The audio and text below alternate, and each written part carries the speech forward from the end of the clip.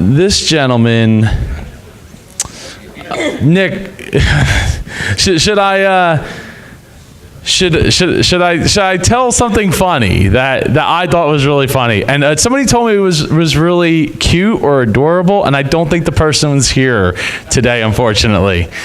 So last year before MAPCON, we had like a bunch of people that were here, like 4, 5, 6 of us, and we went out to dinner the night before MAPCON, and we then after we went to dinner, we went back to my house and we were sitting around the fire pit, and this speaker was just like going on and on about how awesome it was to be in my house and like hanging out, and Annette Bone, who unfortunately isn't here this year, we miss you, Annette.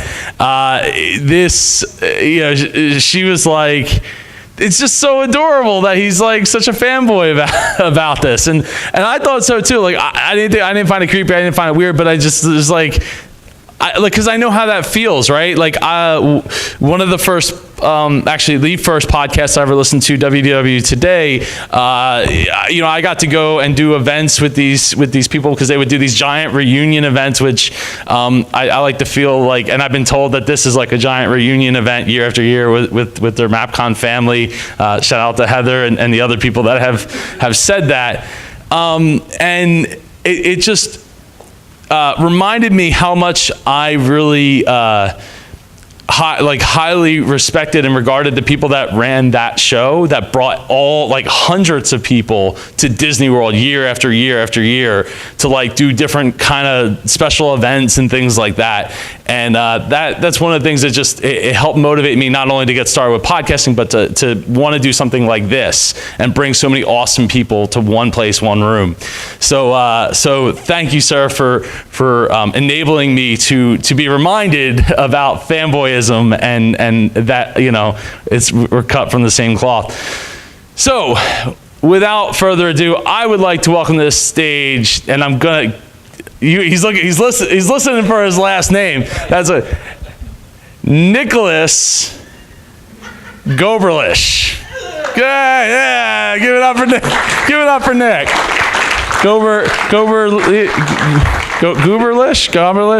Goblish. Like goldfish. Goldfish. Harry, what happened, man? No intro? No. Hi, everyone. Good morning. It's a little early. How's everyone doing today? Good stuff. All right. It's early. Cool. All right. What I wanted to talk about today, and it's interesting for the speakers in here. I don't know if you do the same thing I do. I got the invite last year, or early in the year, in March.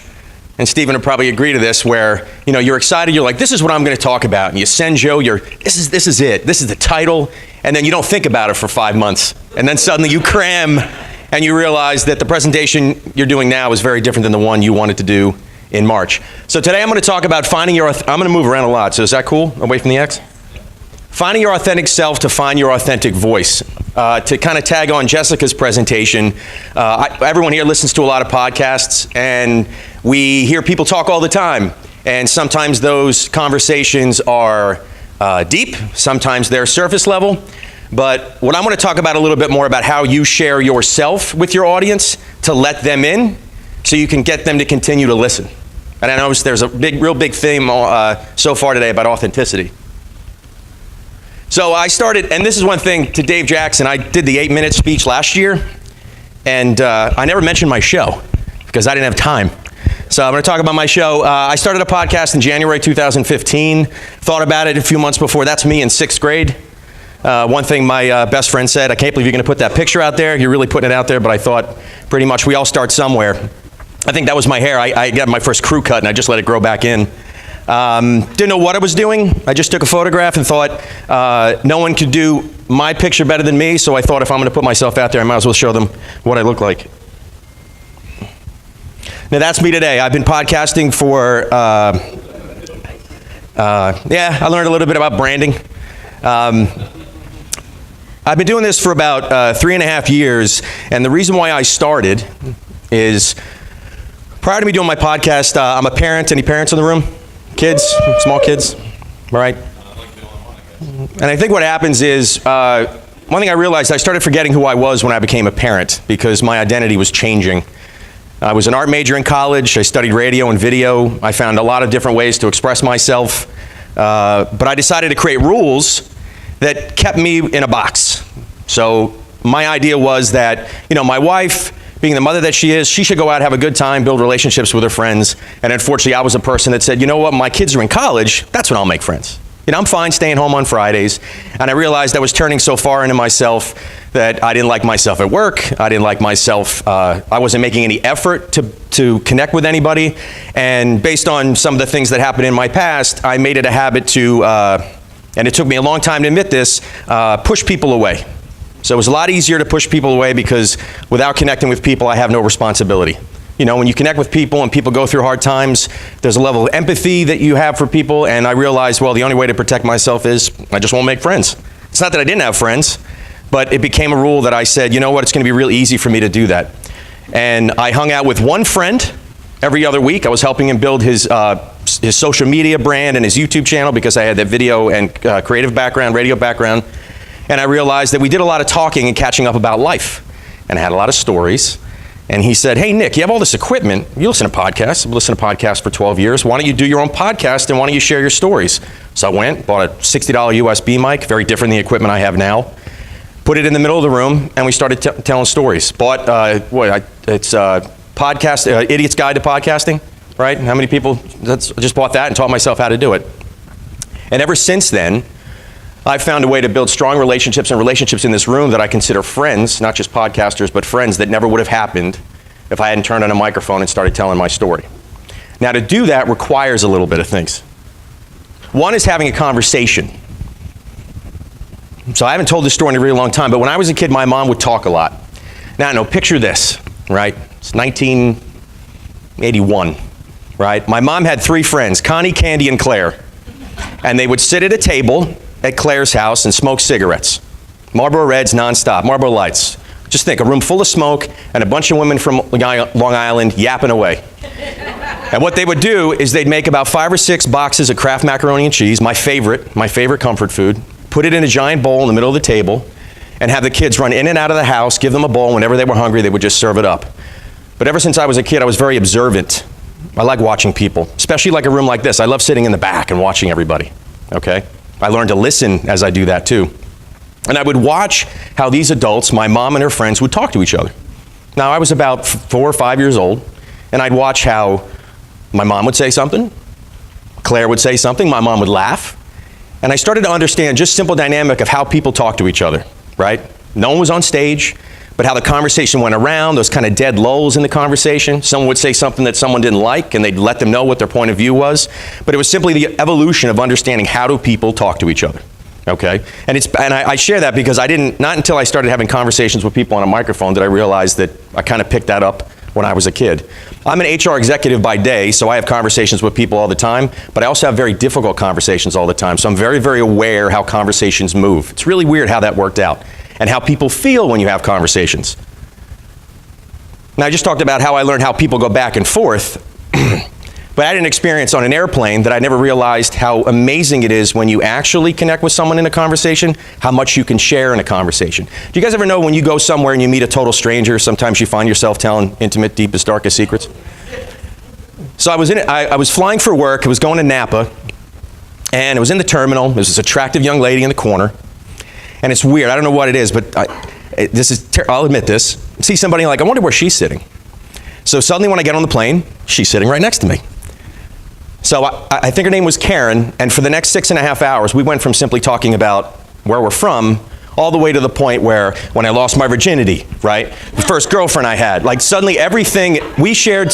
And the one thing that's amazing thing about when you start sharing things with people, there's an intention of reciprocity. Right? When you share something, suddenly people feel more comfortable and they're more willing to share something with you. Sometimes it doesn't happen though, right? But it's amazing how you share something a little bit, and you, to Jessica's point, you share a little bit and you pull yourself back, right? And it's an experiment. How far can I say something? And then suddenly you find yourself, yeah, I could say anything I want. I could say anything. And then they say anything back. And it's amazing how memorable those conversations become. I remember that conversation like it was yesterday, right? I think I talked to her once or twice on Facebook, but I remember what we talked about. I remember what she was a trainer. I remember what she did for a living. I remember where we sat on the plane. But just because I felt free that I was sharing something, oops, I went too far. I'm sorry, I'm getting confused with that. I was able to share many things with her, and she was sharing it back when I thought, wow, number one, I felt so free, and so I had no inhibitions in what I was sharing.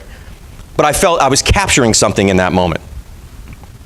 But has anybody experienced that before? Anybody experienced that here? I mean, I had some conversations with people yesterday that I was sharing a few things. It was a late night.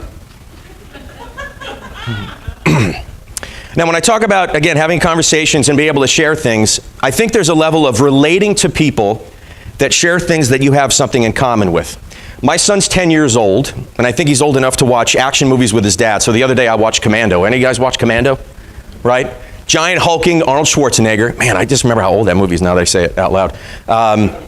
How hulking Schwarzenegger was. He starts the movie off, he's got a giant log on his arm, right? He's carrying a tree he just cut down, he's not sweating at all. And in the entire movie, the guy only gets shot once, but he ends up shooting 280 people, no one can hit him. No one can hit him. And then how many people in the movie have seen Die Hard? Die Hard, right? Okay, cool, right? Some people, listen, I said Commando and you're like, meh. I say Die Hard, you're like, yeah. Now why? What's so appealing about John McClane versus John Matrix? He's an everyman, right? He's a guy that is vulnerable. He's a guy that there's moments in that movie where he shares how he feels. He says things, he talks about his wife, the relationship with his wife. You know, I know that John Matrix is a single father, but we don't hear anything about, I mean, there's a relationship with his daughter, Alyssa Milano, but there's nothing in there that he talks about that, right? But you're drawn to John McClane. That's why they're still making movies. Well, actually, I think they jumped the shark because now he's getting more like Commando anyway, because he's untouchable and everything wrong happens to the same guy all the time.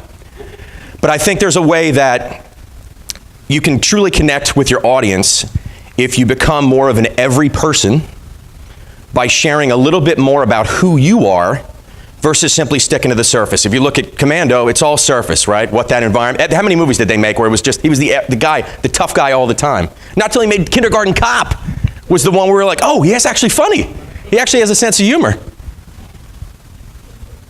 And I think what that requires, and it's the one thing I'm leaving you guys with today, is a word called self-disclosure. And I put the whole definition up there because I really wanted to read it. Self-disclosure is a process of communication by which one person reveals information about him or herself to another. You're sitting next to somebody on a plane, you're meeting with someone at a podcast conference. The information can be descriptive or evaluative. It can include thoughts, feelings, aspirations, goals, failures, successes, fears is a big one, and dreams, as well as one's likes, dislikes, and favorites. Okay?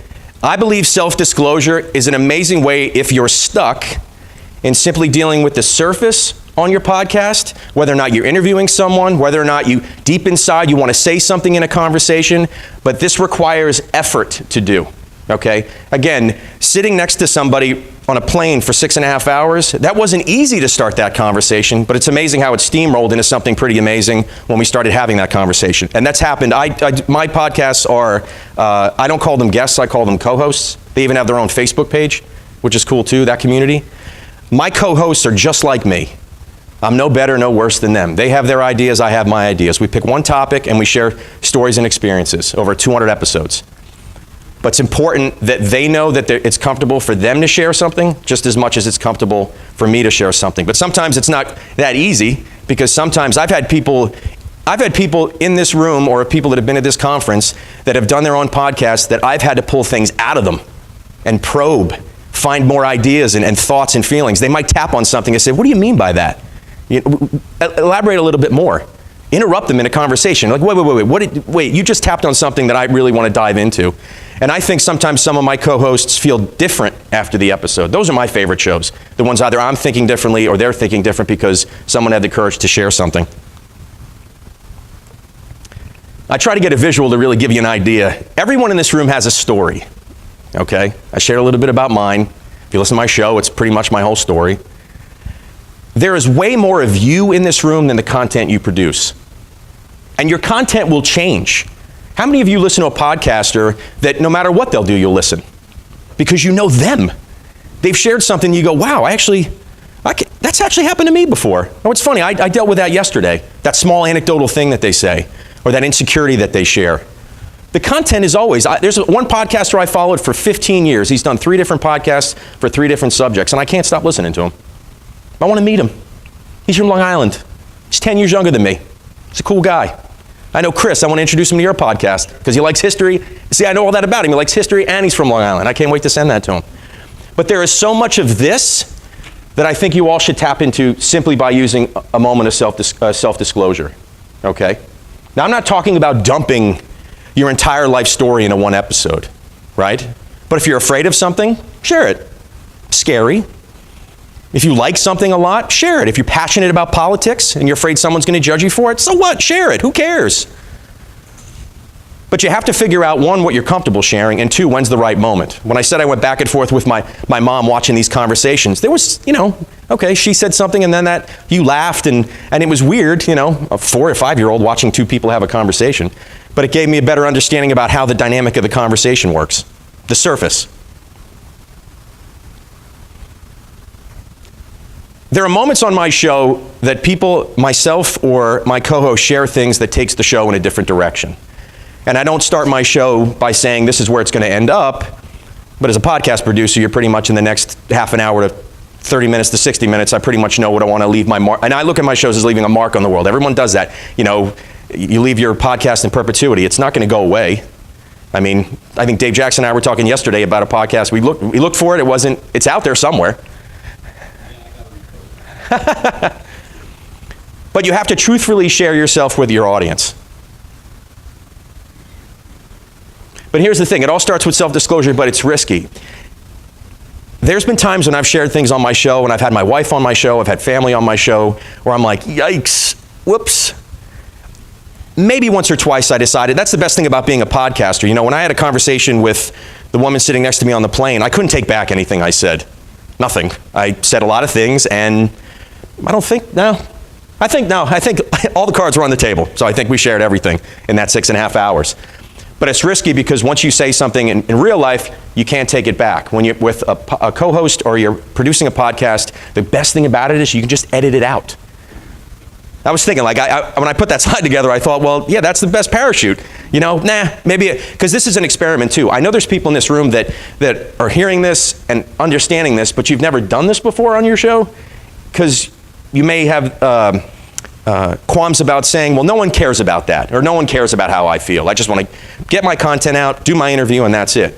But I think the only way to get people to continue to follow you and connect with you, because I have a really tight network of people that I know, listeners that I know, like to Jessica's point, most of my listeners become friends, and hence the whole idea of my show.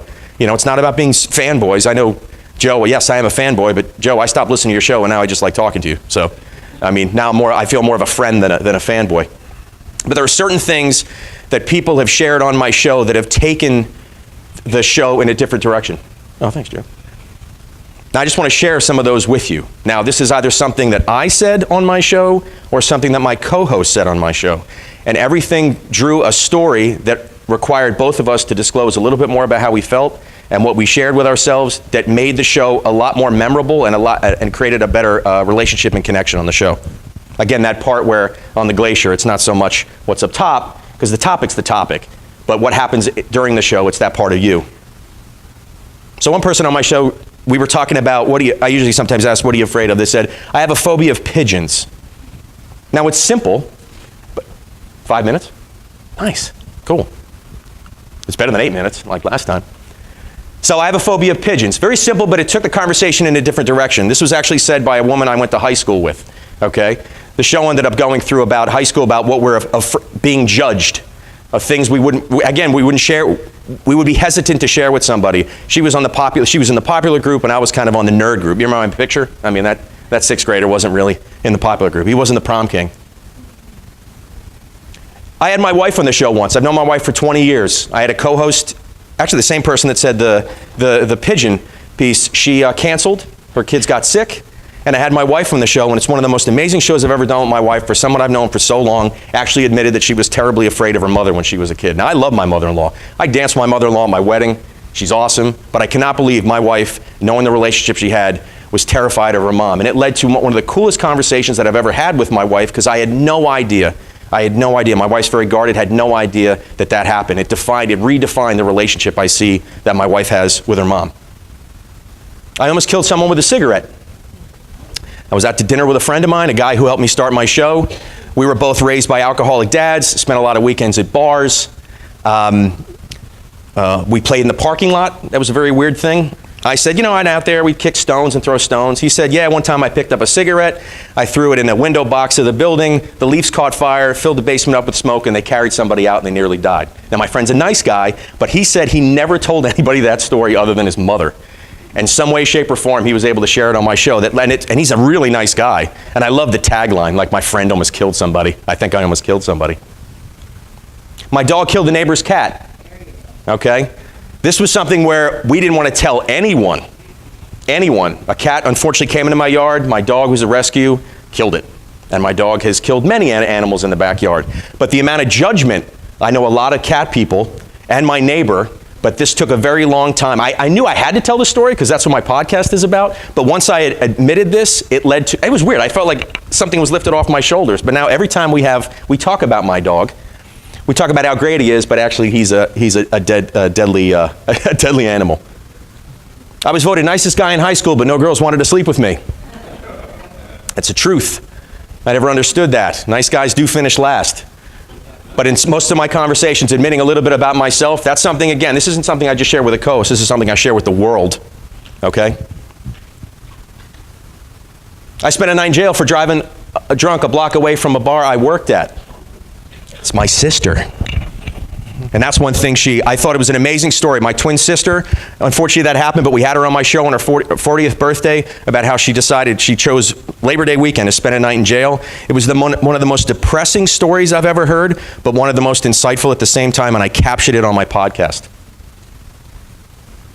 I don't want to turn out like my father. This took me a very, very long time to do. My relationship with my dad, it's really non-existent, but I had this conversation with other people, but this is something I disclosed that led to a lot of self-affirmations as I did my podcast. There's a lot of people that don't have really strong relationships with their parents, and until I did this, my community actually came out. Not only do they empathize with me, but I've had people on my show to share those same experiences too. My best friend from high school dumped me when I met my wife. You guys ever have that experience before? A guy I thought was my brother dumped me the moment I started dating my wife. Right now, truth, I'm wearing a t-shirt that is keeping me from sweating through this dress shirt. I thought I'd share something now, a $35 t-shirt I'm wearing. And then the one thing I really shared when I started my podcast is I think I push people away to protect myself. When I shared this with my wife, it was a very difficult thing to say. I'm a people person, but I prefer sometimes to be alone. I didn't realize I was my own worst enemy. So sharing this with the world and actually put it on my show and disclosing this allowed me to be more free, allowed me to share things a little bit more, and allowed my audience and my co-host to know that I'm vulnerable. You know, to the point, Joe, you put your pants on just like me. But sometimes when we do this, we're performers, and sometimes people get an aura around us. But it's easy to say, well, they're too important, or I'll never connect with them. But until you actually share something with somebody and realize, wait, I have that same situation too. I understand that. Let me listen to that person a little bit more because they might share something else that I can connect with. When you share a bit of yourself with your audience, you'll find your authentic self. I've been told I have an interesting podcast, right? It's a 200 episode podcast I say about making connections, looking back while moving forward. It's really, pick a topic, we share stories, and hopefully we grow from that. It's 200 episodes. I don't listen to them. I'll listen to them when I'm done, and then I'll write a book. That's what I'm going to do. Okay? But it's something that I hear all the time, that I'm authentic. What you see now here, I was nervous when I started. I feel a little bit more comfortable now. But I'm who I am. I'm not going to pretend to be anybody else. It's very easy to do that, but I think once you start sharing and allowing people into you, you'll become more of an authentic individual. Not say you're not, but you will sound authentic. And people want to continue to listen to people that they feel that they're authentic. And all right, dude. And once you do that, the voice that you share with your audience will be something that is authentic. And no matter what content you put out, whether you're on YouTube, Facebook, no matter what it is, people will tune into you, not just your content. Because content will change, your interests will change, but you won't. Cool? So try that next time. Just share one thing. Joe, I want to thank you for the opportunity to talk today. Cool? Thank you. And you guys can...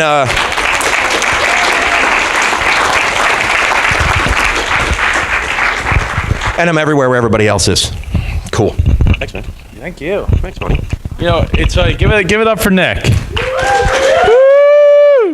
You know, it's funny you were saying about putting your pants on. I was putting my pants on this morning on a slippery bathroom floor, and I kept thinking to myself, man, I really hope I don't slip, fall, and hit my head, and then not be here for this. So it's just some of us do it a little more dangerously than others.